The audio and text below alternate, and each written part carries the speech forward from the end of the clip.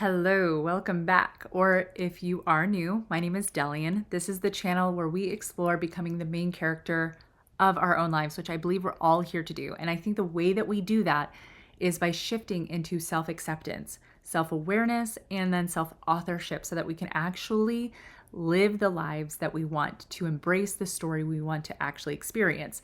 And one of my favorite ways of being able to do all three of those things is through astrology, which is why I do so many astrology videos. It's one of the things that's helped me the most in my own journey of being able to take radical ownership and acceptance of myself and my life story. And today, what I'm going to do, I'm so excited about this, is show you how I read a chart. I'm not going to do the full chart reading that I would do, that sometimes those take up to 2 hours, but I'm going to give you like a taste of how I approach a chart and some of the things that I look out for. So if you want, you can pull up your own chart, follow along, or just take notes if that's interesting to you. And I have 3 people who volunteered their charts. Thank you so much. This is Kate, Sam, and Elizabeth. So I'm going to thank you, all 3 of you, for sharing your charts. I have them up and I'm so excited. Like, I hear the siren call of all of them.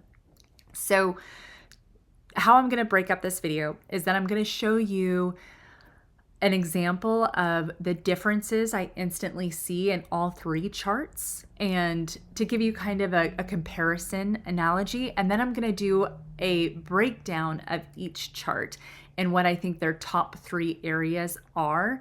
And then if this video is interesting, what I can do is maybe do a series where I do a deeper dive into each of the charts, so you can let me know. So first of all, I'm going to pull up the picture here of all 3 of their charts. So over here, the top left, we have Kate. Top right, we have Sam. And the bottom, we have Elizabeth.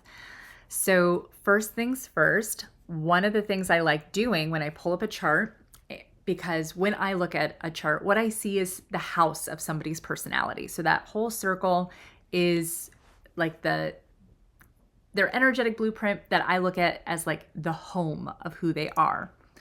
And then I look at all of the planets and placements. And so this tells me where all of the parts of them, so I look at the planets as parts of you because we're multidimensional beings. Who knew? That's why it's so difficult to like figure ourselves out sometimes. And based on where all of those planets are at the moment of your birth, this is where they lined up. And so therefore I have an idea of which rooms, and in astrology they're called houses. So all of those pizza slices here, all of those I look at as rooms in the house of you. And based on where they line up with a sign, it gives me a flavor of what your energetic blueprint is based on how those parts of you are going to express themselves. So I'm going to take a sip of coffee and tell you right now what I see, or rather what I do when I pull up a chart. The first thing I do is I can say, okay, let's look at where the energy generally is in this home. Is it all clustered in a couple of spots? Is it spread out? Is it more on the top or the bottom? So the first thing that I would say is that Kate over here, all of the planets there's several parts of her that are kind of placed around the house. So I would say that this person is likely balanced in terms of whether their energy is going out or in. It's because I look at the top part of the chart as extroversion and the bottom part of the chart as introversion. And what I'm seeing is that there's 1, 2, 3, 4, 5, 6, 7, 8. 8 parts of her that live in the bottom part of her chart, and then 1, 2, 3, 4 parts of her that live in the top part. So she's more introverted, but she has, it seems like, some powerful external presence. And because it's all balanced through her chart, my guess is that my first instinct would be this person goes through life with a decent balance of extroversion and introversion. She's okay being out in public, but she definitely needs some time to come in and recuperate and rest. And yeah, so that's like the first thing that I would see about Kate. Let's hop over here to Sam. So here we see that there's a few clusters. We've got 1, 2, 3 parts in the 6th house and in Taurus, or is that Saturn in Taurus? Or no, that the Saturn over here is in Aries. But 3 parts of her that are in the 6th house or the room. And then 1, 2, 3 parts of her that are in the 7th room and in Gemini. And all of those are over here on the descendant part of the chart. Now, I would say that this person is likely more introverted than extroverted. But there's a lot of energy going out towards other people, because that's what the descendant is about. It's about energy that's focused on others, on relationship, and even a bit of like being very conscientious of how people perceive you. So this is somebody who I would say is probably slightly more self-conscious. This is somebody who's more introverted, but knows how to like be extroverted, but is going to need like serious time to go down and unwind. And there's a lot going on in her chart. So again, I'll go and do a deeper dive, but in terms of just like how the energy is flowing, I'm seeing a lot of focus on others and a lot of focus on how others perceive her. And then a bit more introverted, but with a decent amount of being able to be extroverted, especially in smaller groups, is what I would notice here. And then let's hop down here to Elizabeth. Okay, so we have a decent cluster of planets right here at the bottom of her chart, with a couple of these planets over here to the top left. And then her moon is up here towards the top right. Okay. So I would say right off the bat that this person is likely introverted, hardcore. However, there is a desire to have community. Whenever I see planets that are clustered over here in the top left, it's like a desire to be a part of the community at large, but it's in an introverted way. A lot of times I see that these are the kinds of people who like to be a part of online groups because they want to have a network of people or a larger community, but it needs to be intimate. This is what I see as like intimate community. And so online spaces tend to offer that pretty well. And again, like there is some extroversion, but it's extroversion that needs to be in intimate ways. So this is probably somebody who does better with a one-on-one if they go out, or it's like a small group of people that they hang out with. And so, but there's definitely a need to like go and recharge after that. And of course, her moon and her sun are in that top part quadrant. And there's likely with that a push or a pull, even if it's just a mental story that she should be out there, that she should be extroverted. And so that's something that I would just note right off the bat that we would probably talk about during her reading. And of course, there's different types of readings, and I'm going to show you a little bit of how I do a style reading for these ones in particular. But with the style reading, it has like essentially a chunk of what I would call my main character reading, which is a full analysis of your chart. And the character I see you here being to be the fully embodied version of yourself. And those are usually closer to an hour and a half, whereas the style readings are a little bit closer to about half an hour. So just to give you some ideas if you were interested. So now that we've gone through like just how I see the energy flowing and the differences that I see with these 3 charts, let's just talk about each of their ascendants, because I don't see the ascendant as necessarily being one of the parts of you. I think I did for a little while, and then I realized that wasn't really quite right. And what I now think about it, your ascendant, is really the energy you're here to embrace in order to become the most fully embodied version of you. So like, let's talk about Kate up here in the top left. So her ascendant, and I've actually talked with her a bit, where she's you can see her ascendant is 0 degrees of Sagittarius. And she's figuring out her birth time, but just a few minutes difference is going to push her from either a Scorpio rising or a Sagittarius rising. And what I have had readings where people don't know their exact time, but know like a time frame. And when that happens, I can essentially do a reading where I say, okay, if you were born within this time frame, this is what your chart would be telling me. If you were born in this time frame, this is what your chart would be telling me. And there's just usually a few nuances. And my experience is people know which one is correct. People get a feeling of like, oh yeah, that's it.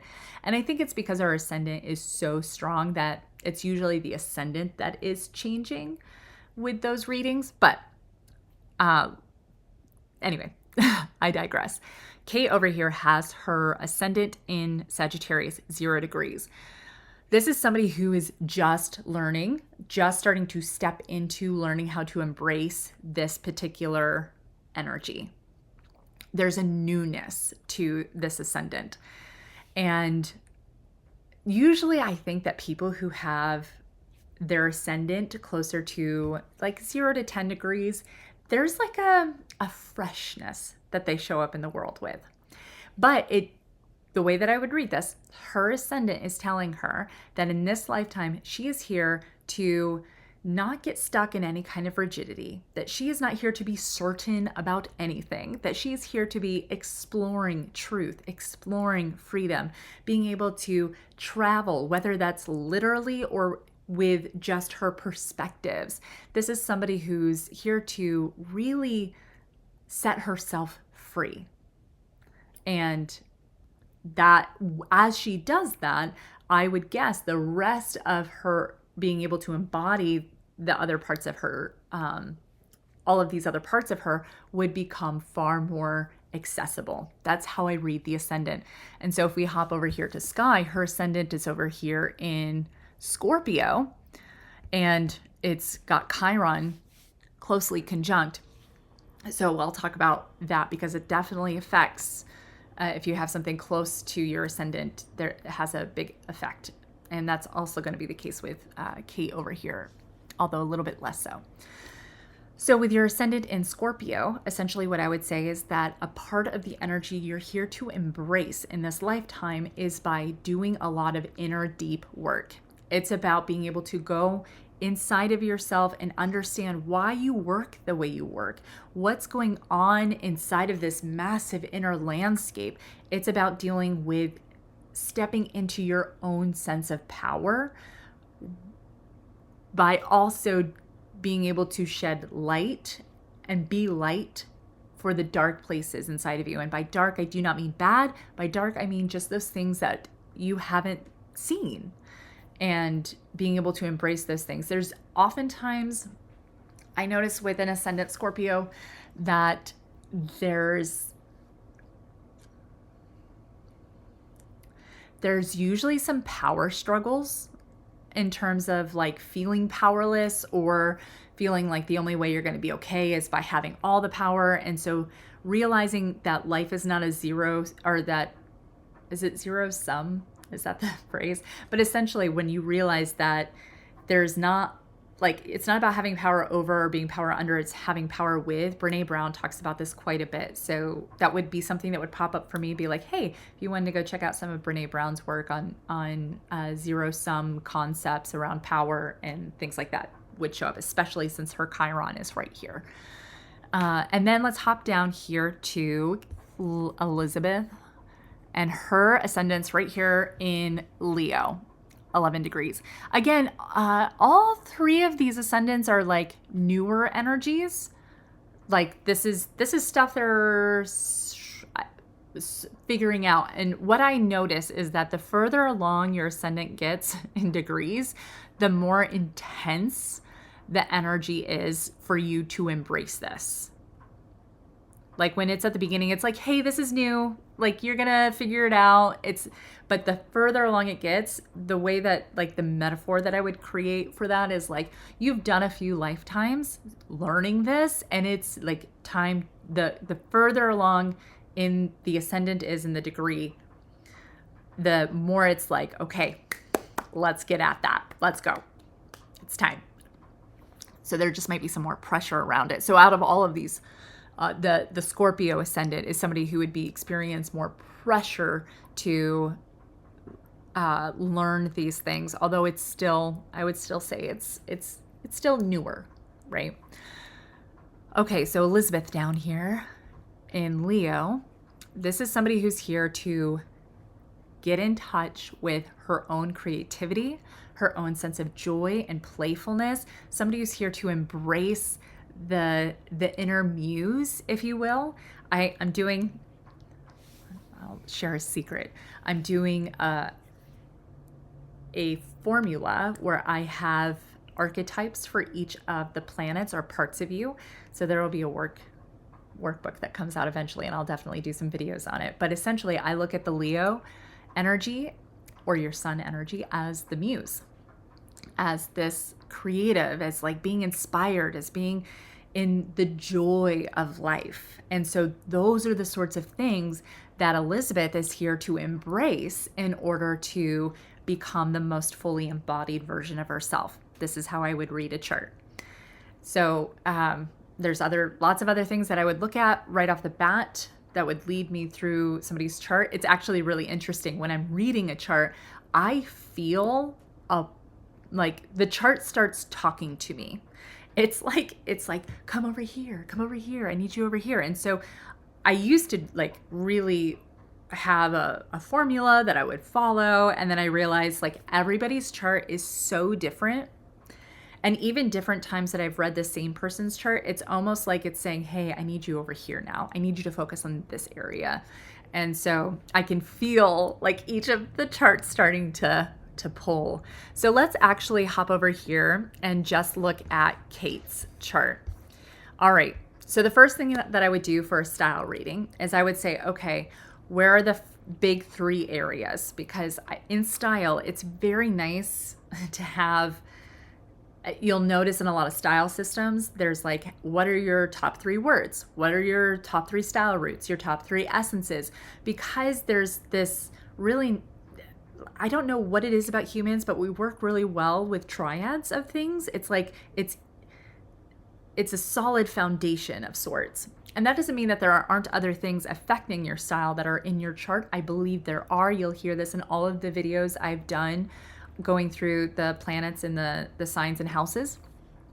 But I do think that when you can pinpoint your top three energies, it makes it easier to really hone in your personal style. So I always look at the ascendant because, again, without that, I think that is everybody's most powerful part of their chart because it's the energy they're here to embrace. But in terms of parts of you, the first thing that I would notice is like, oh, she's got a strong sun placement because we've got Chiron, the sun, and Venus all conjunct over here in Aries in the 5th house. Okay, love this. One of the things that I would say right off the bat too for a reading is that I'm looking at the sun part of her, which I look at the sun as the muse, like I was saying. I look at Venus as the princess, and I look at Chiron as the maiden. And so when I get all three of those images together, I can see all three of these parts of her are hanging out in the same room, in this, like on the same couch. They're like on a love seat. I mean, the princess is practically in the sun and the muse part of her, the sun's lap. And then the Chiron, the maiden, is like right next. So they're all huddled up together. Their energy is like almost fused. And in the sign of Aries, and in this room of Leo, which is the 5th house, gives me an idea of what's going on. This is somebody who moves through the world. Like I look at the muse as like how she's inspired to live and be is in a very Aries Leo way. Okay, what is Aries and Leo all about? Aries is going to be about following your inspiration, the sparks, whatever is like pulling you to explore and experience. And it's about newness. It's about constantly feeling alive. And so, and with Leo, it's going to be like creating, and it's about showing people what you've created. It's being alive in your own inspiration and creating and expressing what's inspiring you and what you've learned and what you've experienced. And not, I think about experiencing for Aries energy as being like, here's something I experienced, here I show you. Versus if it was a Sagittarius, it would be like, I have experienced these many things and gone on these many adventures, and now I show you. And that's not how her sun sign operates. Her sun sign is very like, I learn, I experience, I share. I learn, I experience, I create. And with her Venus right next to it, it's like there's a lot of sweetness to this, and also a strong, like, her value systems are going to be around like these qualities, because I look at Venus is like the beauty you're willing to fight for. And first of all, I see this as probably somebody who's a strong advocate of herself, of her own inspiration, and of others people's inspiration. I could see this person as potential. What's going on? I would say that there's a possibility that she's like just a sort of natural teacher. I don't know if that's something that she does in this lifetime, but there's like just this natural, because with the Sagittarius energy being fairly new with her ascendant, and she doesn't have a lot of stuff going, she doesn't have anything going on in her ninth house. And I would say that there's just a natural showing up, the way that she is has like a teaching kind of quality to it. And again, we'll as I continue on, like I'm doing a super quick snapshot. But yes, there's a high value around inspiration, creativity, and even identity to a certain extent, especially with the Chiron nearby. So when I see Chiron and Aries in the 5th house, one of the first things that I'd say is that this person may have experienced a deep wound at a very young age around those things, either feeling like what she was creating or what she was inspired by was not accepted, or she was potentially bullied for it, or she was like, how she just showed up in the world wasn't necessarily like, she has some wounding around that.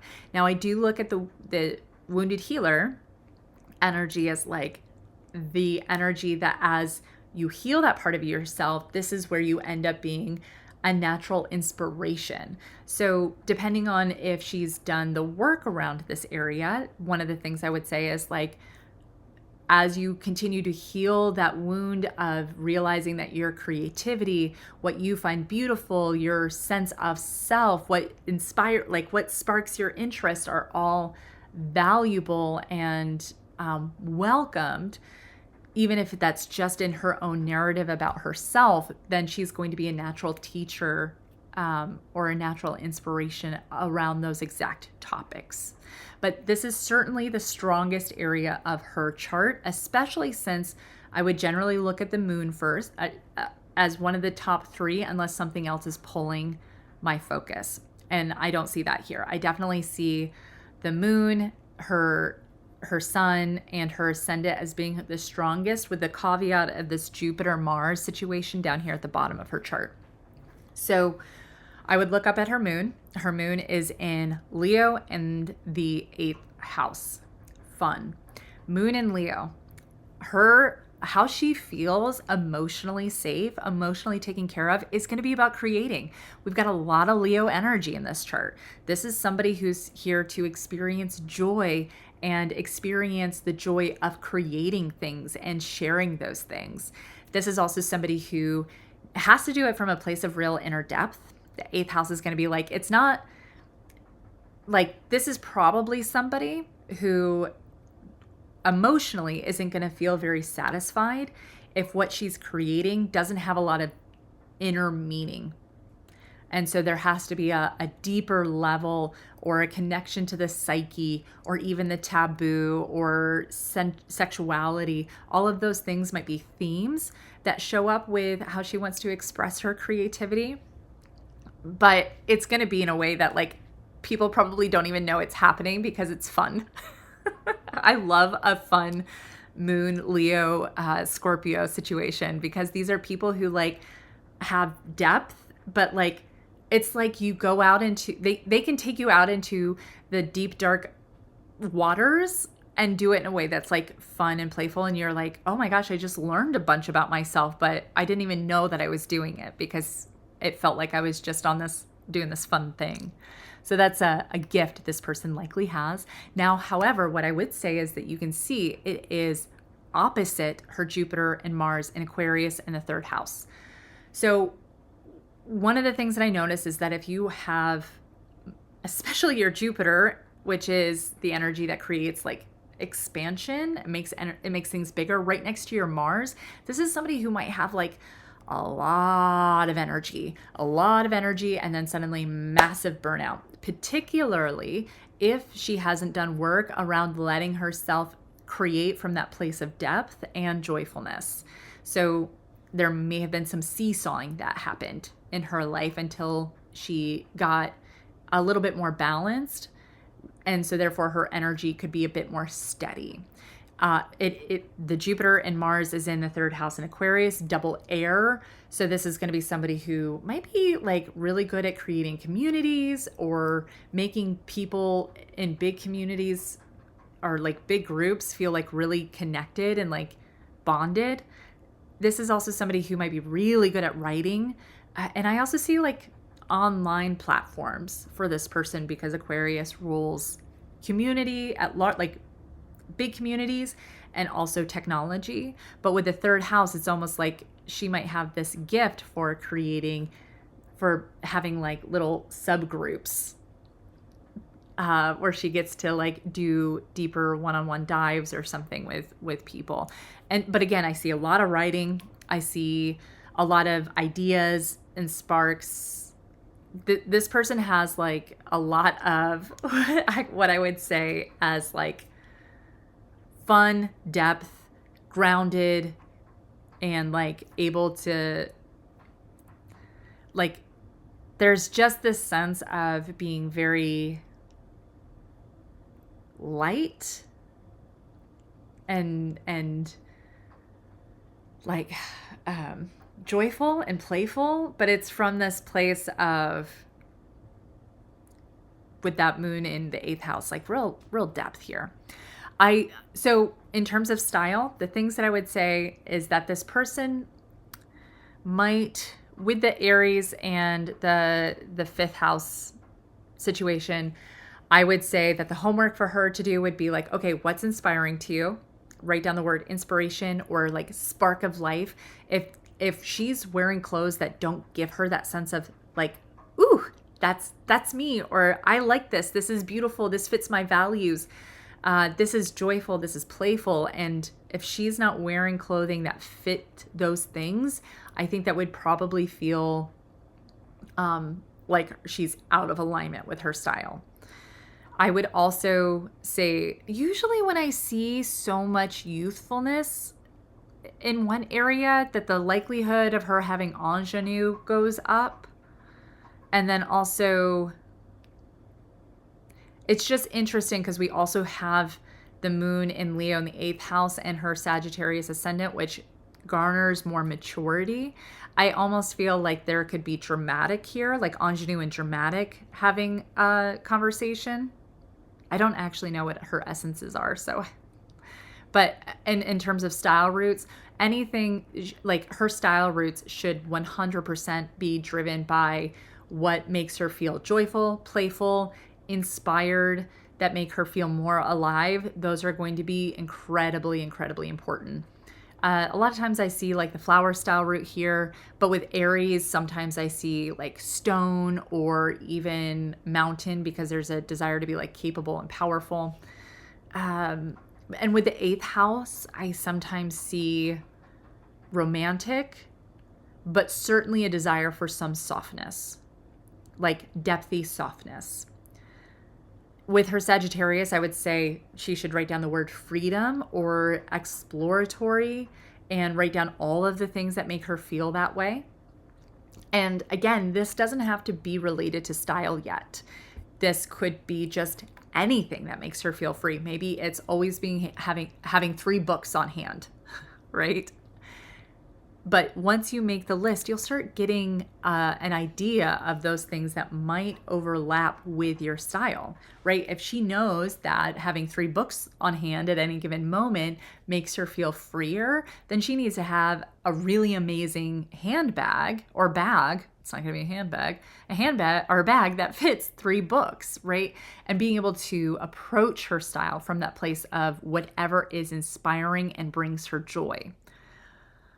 Let's see, what else do I see? And depth. There's a lot of depth here. I do see drama. I do see intensity. Aries is very, like, Aries can have like youthful intensity. With Sagittarius, I see a maturity. And with the 8th house up there, I do see some romantic, sometimes ethereal, although there's not like, I'm not seeing that too much in her chart for the ethereal. I would lean more romantic.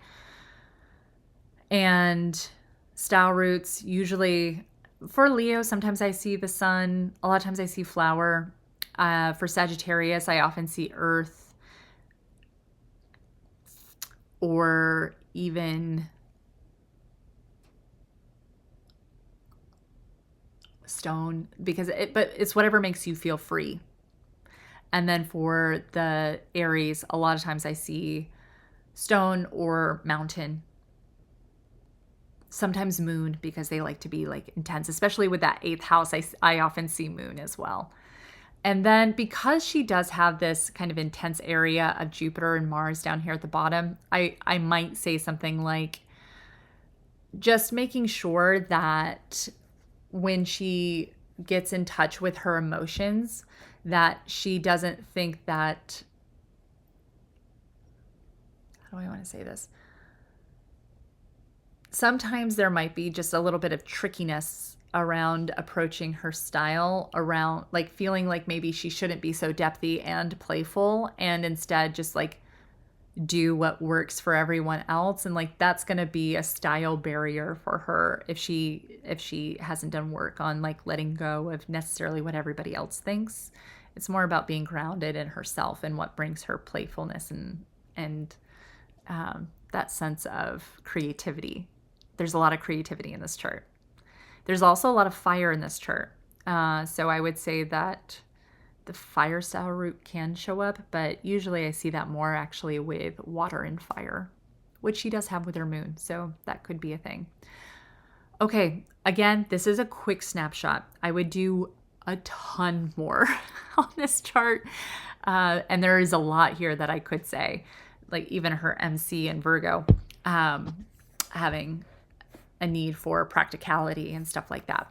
But that would be a very, very quick version of how I would do a style reading. Let's hop over here to Sam. Okay, Sam. I love it. Okay, so we can likely see the 3 biggest areas, and she probably actually has 4. So whenever I see somebody who probably has 4 areas, this is when somebody probably has a hard time figuring out their color season, which I didn't even talk about with Kate's. But I do look at color season. I can look at body type and stuff too. But for Sam, this is somebody who might really struggle with finding her top 3 because there's always like a 4th one that's playing around in the mix.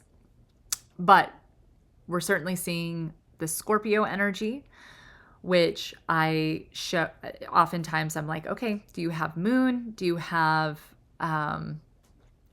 something more intense and romantic, a little bit more mature in your style? Usually I see deeper, darker colors, but with it at the ascendant, usually it's like lighter neutral, but still like some intensity somewhere or depthiness. And that can be in the actual color, but certainly in the energetic vibe. With her Chiron right next to it, and I look at Chiron as the archetype of the maiden, that wounded healer, there is a naivety, a youthfulness, certainly a wound around embracing the ascendant energy. So feeling like she couldn't step into her power, feeling like her depth or her inner world didn't matter. With it retrograde, she likely experienced this early on in life and intensely. And usually with a retrograde, I see somebody having learned these things younger and hopefully having embraced the healing part of that journey because it was too intense not to. So let's hop over to her sun in Gemini, which has, so her sun is in Gemini and the 7th house of Libra. So she has a double air sun. So somebody who probably has lots of thoughts. Usually if I see a lot of air, which I do clearly, I would recommend having a very good routine for sleep, because a lot of times air signs can have a difficult time like stopping all the thinking. And I would say that like journaling before bed, or just being aware of how to like take care of the large amount of thoughts that she might have on any given day. But with a Gemini Libra sun, I would say that this person likely is youthful and sweet, that this person could be very you might get a lot of energy by being like giving, especially with her words. Like this person might be like really good at being what are those love language, like words of affirmation might give her a lot of energy, and it's also maybe something that she does for other people. And with her Mercury here as well, like again, this is just somebody who's got like lots of thoughts going on. The thoughts might be directed more again out towards other people, thinking about what other people think about her, thinking about how she can be good and sweet and kind for other people. It is, all of these energies are opposite her Pluto over here in Sagittarius. So there is a need to, she will go through intense transformations around those themes in her life. And again, because she's got Chiron here conjunctor Scorpio, like chances are that the transformations, she may feel like she goes through several versions of herself in this lifetime. And then in terms well, let's hop over to her other area here. So she's got Saturn, Venus, and Ceres all in the 6th house. So she's got a strong Virgo element. If I was going to say like what her top 3 areas are, she's got a lot of Libra. She's got her moon in Libra, and the sun, Mars, and Mercury all in the 7th house of Libra. So usually in terms of style, I'll focus more on style for this one. I would see like princessy vibes. So usually that I correlate that with the classic essence. I also correlate it with like the mushroom style route or the flower style route. With those 3 things being in Gemini and also in the 11th house, I would lean pretty hard into thinking that the flower style route could be really important, especially with all of this Virgo energy, which I highly correlate with the flower style route, because there's a sweetness here, a youthfulness. Gemini is youthful, and Libra again tends, I think the likelihood of her having classic essence seems to go way up, and the likelihood of her having ingenue goes way up. But because of the Scorpio energy, and even because her Gemini is in the top part of her chart, there's like an old soul quality here. There's so I've got flower style route, the classic style route, or the flower style route, mushroom style route. Classic seems to be high, ingenue seems to high, maybe gamine. Because she's got 2 in Taurus, so her Venus and Ceres are in Taurus. Sometimes I see gamine for that, but I definitely lean more ingenue for this. And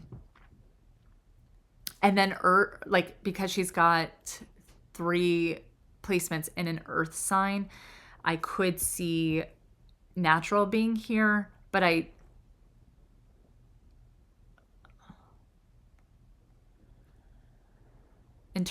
again, this is somebody who likely has 4 main things going on, and so this is why it can get a little tricky. I would say if she does have natural, that's her 4th. That's the one that's like she can have a little bit of that in her style, but it's not as important as what I would say is this classic, ingenue, and maybe like a romantic, dramatic type of thing because of the Scorpio energy.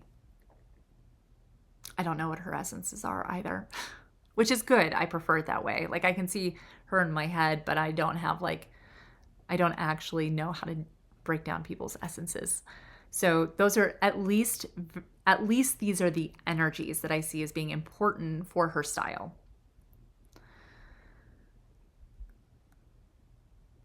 And with the moon in Aquarius as well, like she's going to want a little bit of quirkiness in her style. Like there's just something that's just going to be just a little different, just a little like whimsical or unique or just intriguing.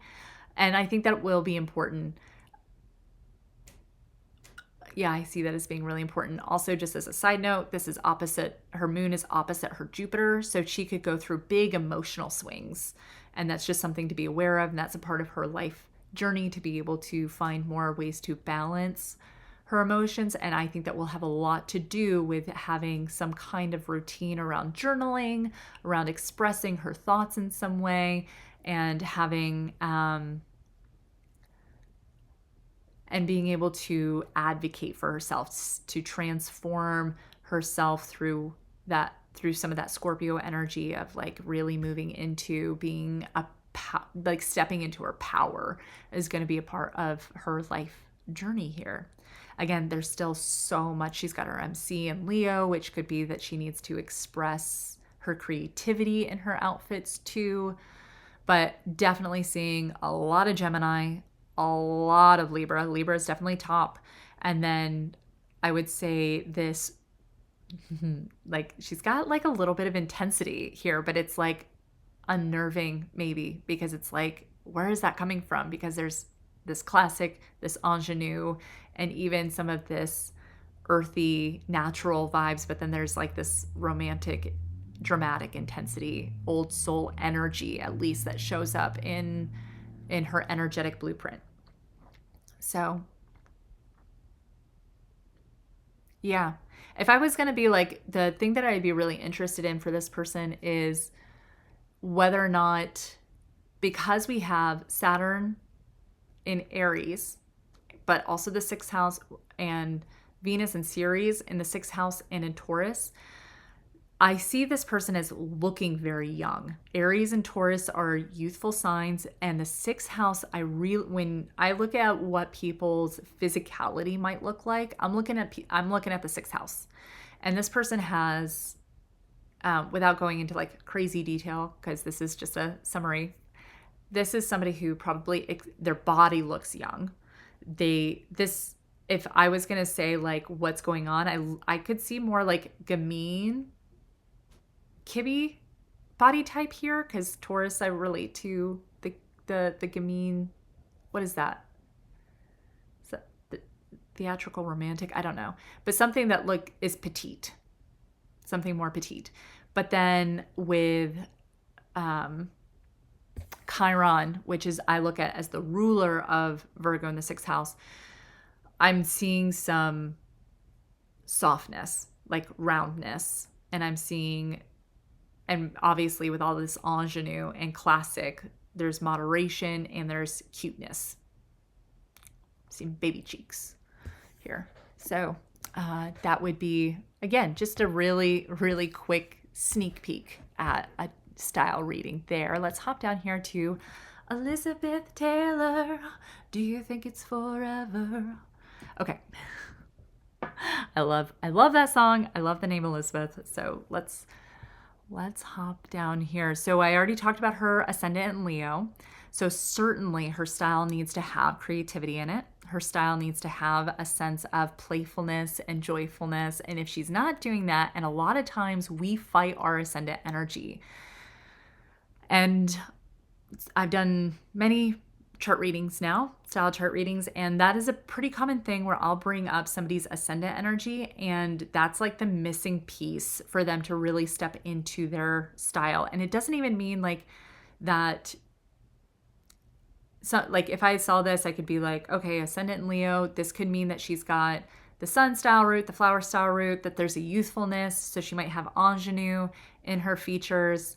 But even if none of that is the case for her in particular, there is, if she's not approaching her style from that sense of playfulness, that sense of joyfulness, that sense of embracing the inner muse, then her style is probably going to feel flat. But then again, I would also say that there's the likelihood of some ingenue, some youthfulness in her features, and also the sun style root and the flower style root I've associated the most with the Leo energy. And then, okay, so we see that she's got 1, 2, 3 parts that are down here in Libra and the third room. And, ooh, no, Jupiter's over here in Scorpio and in the fourth room. And then we've got her sun over here next to her north node.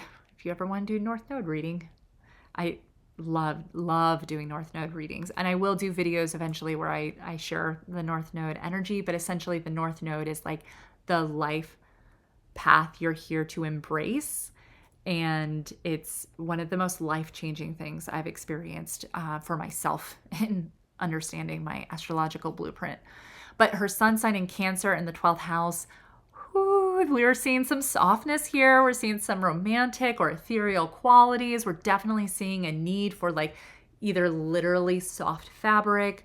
I also see like romantic essence goes way up for a lot of Cancer energy.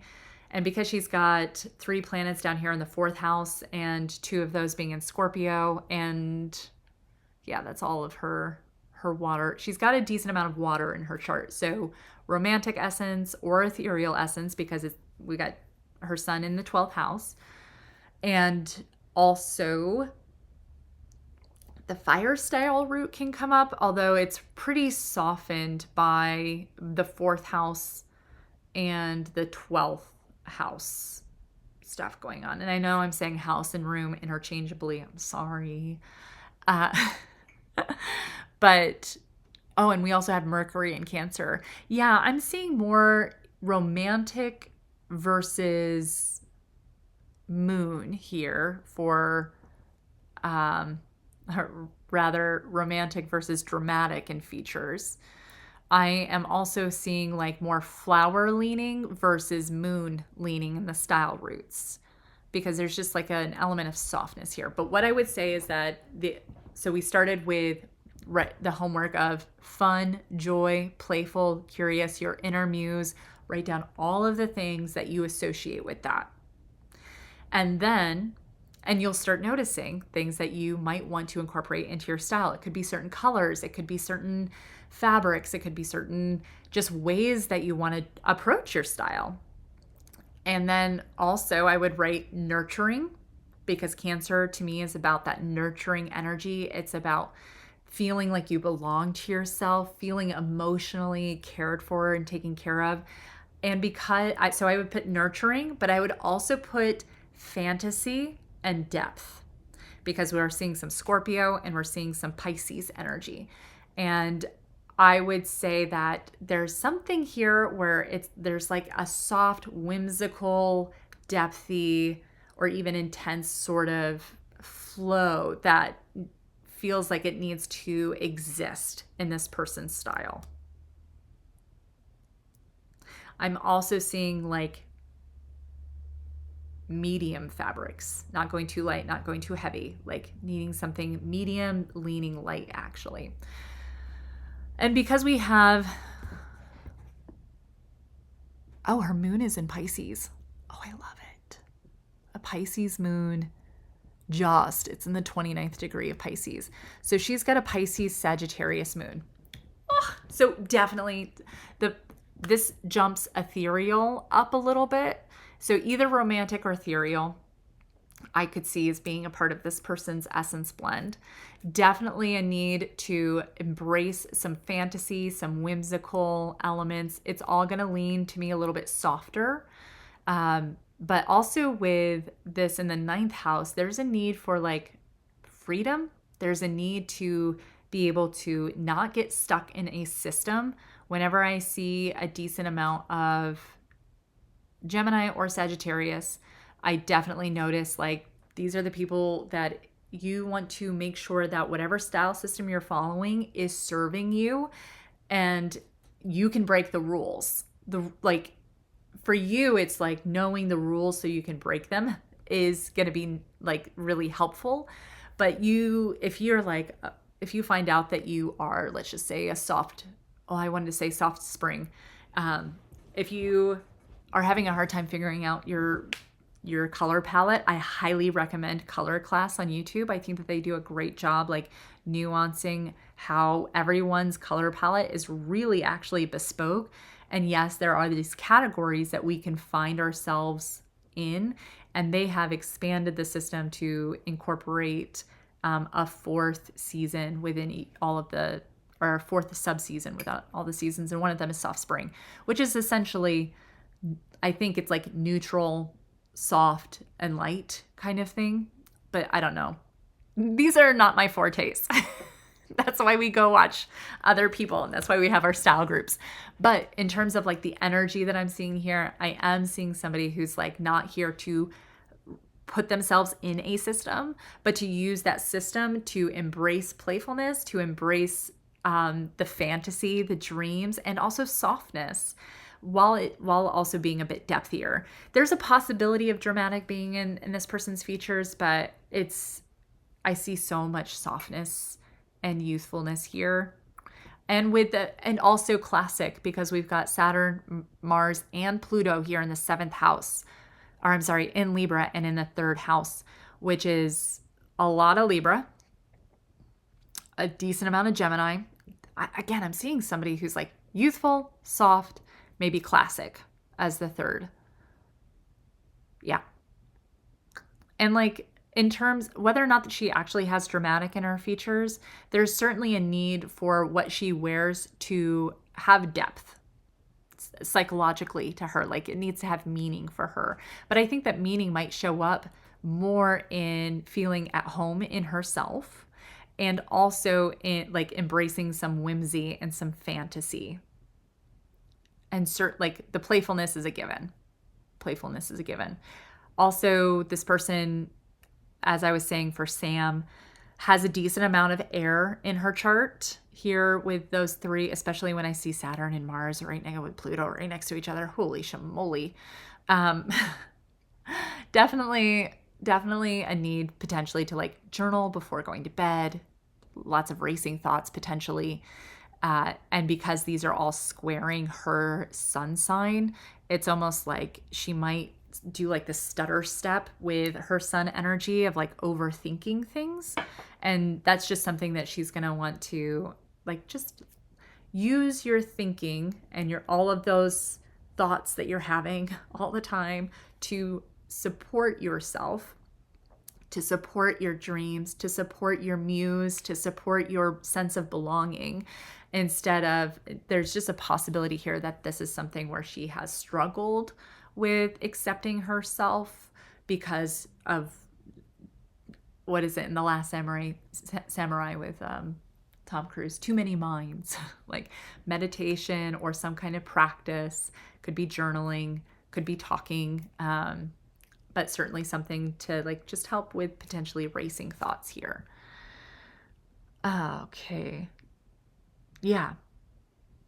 There's all of these charts are so beautiful. There's so many interesting things going on here. So this is just literally scratching the surface of what I would do for a chart reading. But yeah, let me know if you would like me to do like a deep dive into one chart.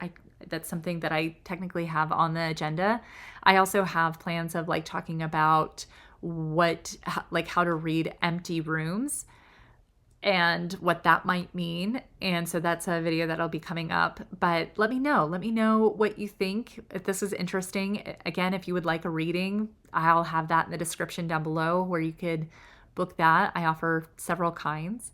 And then what else do I want to say? I've been having a blast. Oh my gosh. Thank you, Kate, Sam, and Elizabeth, for offering up your charts. This has been so much fun. I love it. I can't wait to hear what y'all say. And yeah, if you found this valuable or interesting, if you want to support the channel, subscribe, like, comment, all of those things are enormously helpful. And I will see you in the next video. Okay. Bye.